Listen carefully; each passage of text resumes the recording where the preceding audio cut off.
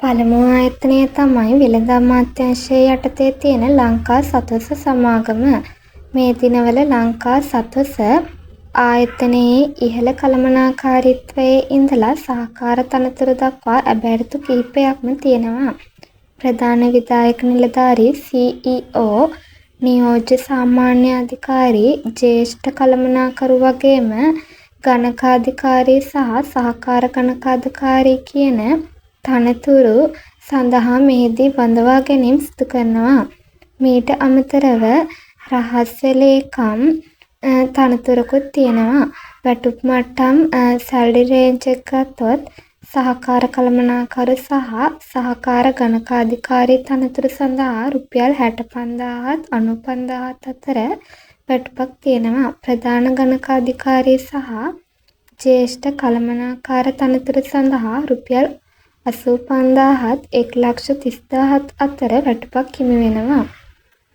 CEO සහ ඉහළම තනතුරු වලට දීමනා සමග රුපියල් 1,01,500 සිට 2,02,500කට වඩා වැඩි වැටුප් පරිමාණයක් තියෙනවා.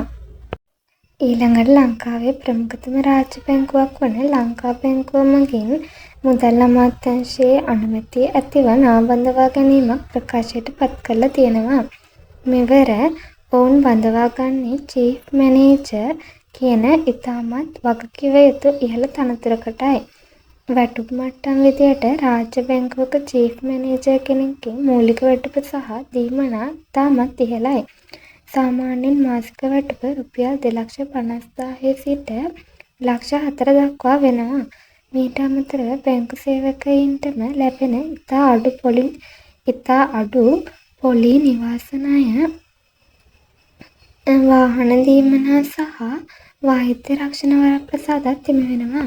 සෞඛ්‍ය අමාත්‍යාංශය මගින් ක්‍රියාත්මක කරන සෞඛ්‍ය පද්ධති වැඩි දියුණු කිරීමේ ව්‍යාපෘති සඳහා නව බඳවා ගැනීම් සිදු කරනවා. මෙහි තියෙන ඇබෑරුතුවක් තමයි ෆයිනෑන්ස් ඔෆිසර් තනතුර. මේ සඳහා අයදුම්පත් බාර ගන්නා අවසාන දිනය වන්නේ 2026 ජූලි මාස 7 වැනිදා.